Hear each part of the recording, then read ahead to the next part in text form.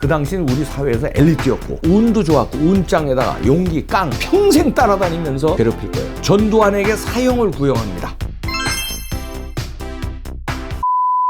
여러분 안녕하십니까. 뽕평 시작합니다. 오늘 윤석열 공포 3탄 1탄 2탄 뽕평에서 보셨죠? 윤석열의 예측이 뭐 한 달 전서부터 한 게 한 달 더 됐구나. 맞아 들어가죠? 네, 그때 제가 비난 댓글 많이 받았는데 이봉규 순진하다 3탄 갑니다. 오늘은 전두환과 윤석열의 데자뷰 무슨 얘기냐고요? 들어보십시오. 우선 둘의 인연을 보면요, 서울대 법학과 윤석열이 79학번인데요 당시 80년 5.18 진압 한 전두환에 대해서 서울대 법대에서 교내 모의 재판을 윤석열이가 열고 자기가 열었는지 친구들이 열었는지 하여튼 참석을 합니다. 검사역을 맡았습니다, 윤석열이가. 그래서 전두환에게 사형을 구형합니다. 이 모의 재판 얘기가 학교뿐만 아니라 이제 화제가 되면서 그저 군사독재 시절이었으니까 성했겠어요? 강원도로 피신합니다. 그래서 대학 4년 때 사시 2차에서 계속 낙방했는데 윤석열은 아마 이것 때문에 낙방했다고 자기가 보고 있는데 이것 때문에 낙방을 시켰는지 실력이 없어서 낙방했는지 그거는 우리가 알 수 없습니다만 하여튼 그런 인연이 있습니다. 그건 인연이고, 제가 왜 데자뷰라고 그러냐면요, 전두환도 처음엔 대통령 될 생각 없었어요. 그렇다고 윤석열이 대통령 된다는 거 아닙니다. 천만에요. 잘 들어보십시오. 하늘이 내린 기회를 딱 잡았는데 암울한 시대에 박정희 대통령이라는 걸출한 리더가 장기 집권을 했는데 갑자기 말하자면 왕이 서거한 거예요. 그 당시에는 장기 집권을 했으니까 그런 암울한 상황, 그 다음에 혼돈의 상황에서 새로운 리더십을 이제 잡았는데 운도 좋았고 운짱에다가 용기, 깡, 용장 두 개를 다 갖췄는데, 그런 면에서 제가 한번 비교를 해보겠습니다. 우선 성격이요, 둘이 좀 비슷한 듯 다른 듯 하는데 비슷한 게 있습니다. 보수 기질이 있어요. 사나이 기질, 그 다음에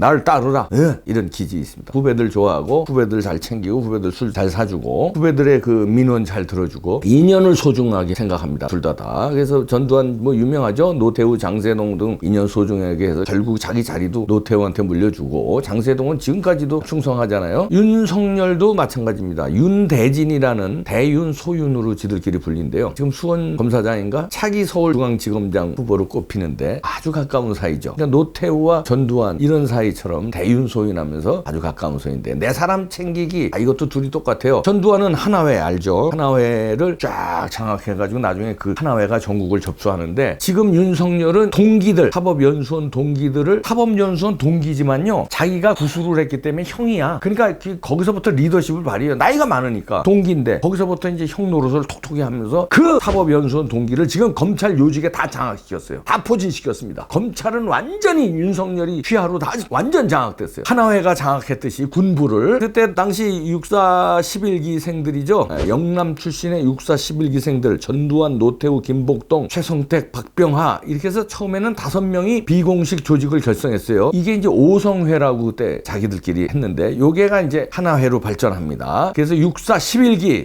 손영길, 권익현, 정호영이 추가되면서 활성화됐는데 79년에 12.6 사건 이후에 육사 11기, 그 다음 1년 후에 12기까지 회원을 모집하면서 권력 공백기를 이용해서 군의 아주 정상적인 지휘체제를 무시하고, 이건 위에 선배들 무시하고 이 하나회가 똘똘 뭉쳐서 뒤집어 엎습니다. 그리고 이제 보안사령관으로 전두환이가 요직에 되면서 하나회가 힘을 받죠. 그래서 12.12 군사반란을 주도하는데요. 그리고서는 핵심 군 요직에 하나회를 쫙 배치시켜서 꼼짝 못하게 만듭니다. 윤석열도 마찬가지예요. 사법연수원 동기 기수들이 지금 요직에 전진 배치됐습니다. 검찰 완전 장악했어요. 적폐청산을 수사 주도해온 이른바 윤석열 사단, 이게 이제 검사장으로 승진하면서 요직에 쫙 들어갔습니다. 그리고요, 또 공통점이 있는 게 그 당시는 육사 출신들이 군부 엘리트였어요. 왜 그러냐면 그 당시 우리나라 이제 상황이 서울대도 있고 연고대도 있고 그렇습니다만, 육사는 그 당시에 연수를 보냈어요. 군 장교들을 미국의 해군 사관학교라든지 정보국 같은데 그때 군사훈련학교 미국에 유학의 연수를 보냈습니다. 그래서 거기서 체계적인 교육을 받아요. 그 당시 우리나라의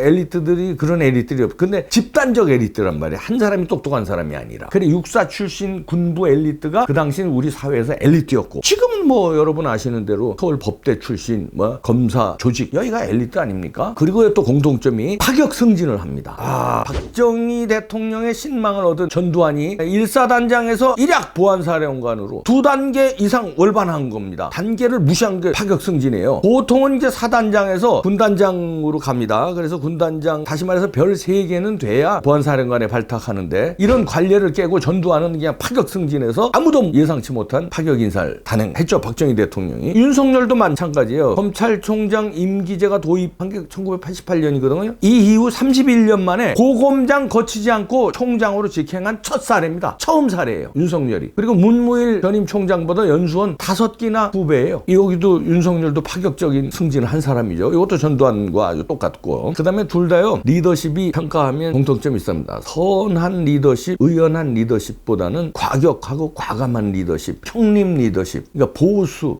이런 리더십에 또 공통점이 있고요. 또 부인들이 둘 다 부자예요. 그리고 공통점이 재밌는 게, 결혼 전에 둘 다 아저씨라고 불러. 부인들이 아저씨 하다가 이제 결혼해서 이제 남편이 되는 거죠. 이순자의 아버지는 이제 장군이었어요. 그러니 가난한 장교 전두환님을 볼 때, 이야, 이거 장군의 딸이니까 이건 뭐 소위 중위 대위 때 얼마나 이건 뭐 엄청난 집안의 딸이야. 그걸 꼬셔가지고 이제 결혼하는데 대단하죠. 윤석열도 결혼 당시에 본인 재산 2천만 원밖에 없었대요. 근데 알부자 사업가 부인, 재산 뭐 공개된 거 보니까 엄청나더라고요. 부자 부인을 만났다는 거. 그런 것도 공통점이고요. 그 다음에 부인들의 공통점이 있습니다. 내조의 여왕이에요. 이순자 여사 잘못 알려진 있었는데, 남편을 위해서라면 목숨 바쳐요. 내조의 여왕이에요. 미장원도 운영했고, 이대 출신이에요. 그 당시 이대는요, 대단합니다. 그 다음에 복덕방도 합니다. 별명이 있었는데, 빨간 바지에 뭐 마술사래나 빨간 바지. 아니, 이순자 여사가 빨간 바지 입고 복덕방 하면서 막 쉴몰아쳐가지고 그런 별명이 있는데 하나 잊어버렸다. 같은 남편 뒷바라지를 위해서라면 장군의 딸인, 그리고 이대 의대인가 나왔어요. 의대 다니다가 중퇴했을 거야 아마. 그런 엘리트가 아니 복덕방을 하고 미장원을 하고 그냥 돌아쳐요. 윤석열 부인도 마찬가지입니다. 이번에 윤석열이 문재인한테 임명장 받을 때 넥타이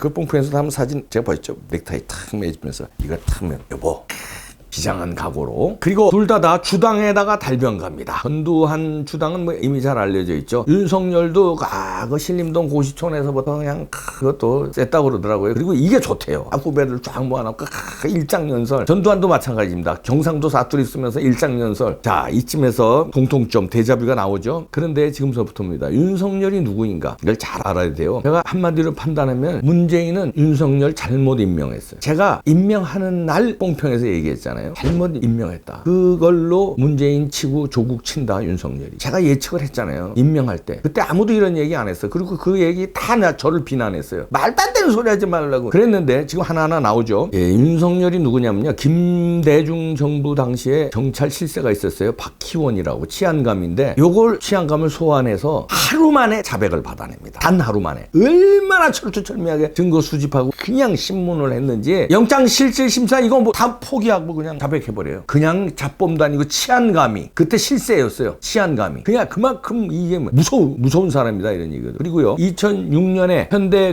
현대차 비자금 사건 알죠? 여기 맡으면서 검찰총장은 면담 신청을 합니다. 일개 말단 검사가. 그러면서 수사에 해봤더니요. 총장님 정몽구 회장 구속해야 되겠는데요. 재벌 회장을 구속하는 거를 일개 검사가 그 당시에 이게 어렵거든요. 그러면서 동시에 사직서를 냅니다. 이거 한철 안 되면 전 사표 내겠습니다. 사직서 같이 내요. 그랬더니 총장이 이놈 봐라 이거야. 이 정몽구 이거 구속하면 이게 사회적으로 파장이 큰데 이것도 사표를 가져오네. 결국 구속시키기로 결정합니다. 그 정도로 깡다구도 있고 집요한 사람이에요. 물러날 사람이 아닙니다. 그리고요. 국정원 사건 청문회 당시에 새누리당 측이 윤석열은 민주당에서 키운 좌파 검사인데 정치 공작을 하고 있다 이렇게 공격했거든요. 근데 노무현 정부 당시에 민주당 이상수라든가 안희정 충남지사 강금원 창신섬유 회장 강금원이 누굽니까? 노무현의 뭐 전주 뭐 이렇게도 알려지고 그랬잖아요. 구속수사하고 노무현 딸 노정현 외환관리법 위반으로 기소했습니다. 그런 장본인이 윤석열 검사장 본인이라는 사실이 알려지면서 새누리당도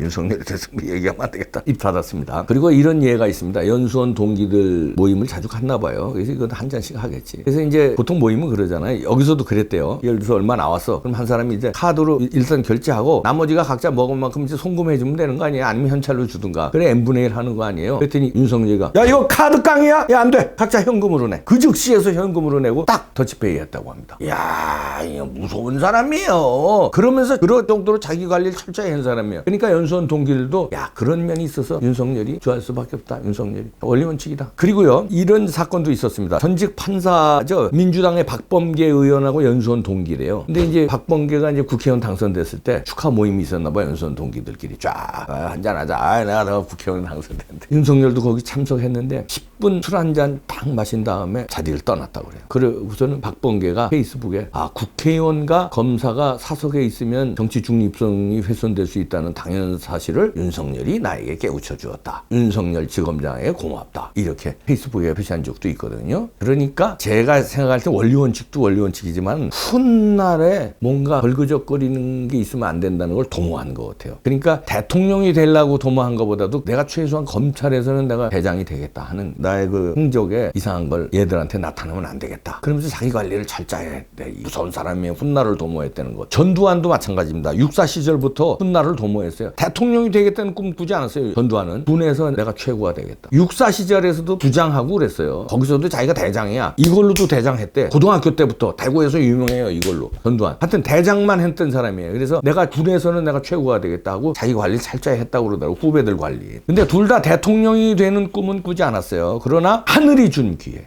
하고 상황이 그렇게 만들어지는데 동물적 감각으로 쫓아가고 목숨 걸고 밀어붙인다. 전두환은 12.12 사태 때요. 당시 이제 최규하 점잖은 대통령이죠. 겁박해서 호수아비로 만들어버리고 계엄사령관 정승화 육군참모총장 수사선상에 올려놓고 체포 단행해버립니다. 일사불란하게 파파파파 움직여서 정권을 확 장악해버려요. 그러니까 사실상 수사로 장악한 거예요. 이것도 똑같습니다. 박정희 대통령 시해 사건 수사하면서 하나하나 다 잡아놓으면서 자기가 정권을 장악하는데 윤석열도 저는 수사로 전국을 장악할 것이다. 이렇게 예측합니다. 시나리오예요. 예측도 못해? 가짜뉴스라고 그러지 말어. 추측하는 거야 그냥. 내가 시나리오로. 시나리오도 못 쓰냐? 조국을 수사선상에 올려놓고 조만간 체포를 단행할지도 모르겠습니다. 그리고 청와대를 겁박해서 허수아비로 만들고 전두환처럼 여론전을 펼치면서 조국 게이트로 몰면서 문재인 정부 정통성 훼손시키고 검찰 수사로 전국을 확 장악하는 그런 가능성이 있습니다. 시나리오입니다. 제가 여기서 윤석열에게 제가 나이로 2살 위니까 제가 조언해드릴 수 있어요. 그대가 박근혜 대통령 무리하게 잡아놓고 내 친구 이재수를 별건의 별건 수사로 몰아붙이면서 이거 채우면서 망신 주기 해가지고 능멸해서 죽음으로 몰아넣은 죄, 그 원죄 없어지지 않아. 그러나 그 죄를 사할 길이, 없앨 길이 열렸습니다. 이때를 놓치면 당신의 원죄 평생 따라다니면서 괴롭힐 거예요. 그 원죄가. 당신만 괴롭히니까 역사에서 심판을 받습니다. 그런데 만약에 내가 오늘 말하는 시나리오대로 당신이 조국 잡아놓고 청와대까지 수사를 한다면 그 죄는 사해집니다. 전문용어로 반가이 할 수 있을 것이다. 문재인과 조국의 죄를 법대로 엄단하고 쿨하게 임기를 마치면, 임기라는 건 누구야? 당신 임기야. 검찰총장의 임기를 마치고 은퇴한다면 영웅이 되지만 거기서 무슨 대권 욕심이나 정치적 욕심을 버리고 다음 스텝을 준비한다면 그 의미 또한 반감될 겁니다. 법대로 조국과 청와대를 수사해서 법대로 처리하고 반듯한 법치를 세우고 임기 마치고 쿨하게 은퇴하면 영웅됩니다. 영웅되는 길을 택할 거예요. 권력 잡겠다고 날뛰다가 불행한 미래를 만들 거예요. 바보가 아니라면 선택은 당연한 거 아닙니까? 오늘은 내가 심각한 얘기해서 얘들 내가 하고 대화를 안 하겠어. 얘들이 뭘 알겠어 그런 거. 시나리오 쓰는데. 당신이 후배들 좋아하잖아요. 후배들의 영웅을 넘어서 국민의 영웅이 될 수 있는 찬스야. 욕심 버리고 법대로 싹 잡아넣으세요. 그리고 쿨하게 임기 마치고 은퇴하시라. 책이나 쓰시고 아니면 시골에서 산책하고. 사나이가 그 정도 되면 알려주잖아. 2년 형으로서 서울법대는 내가 안 나왔지만 뻥평 마치겠습니다.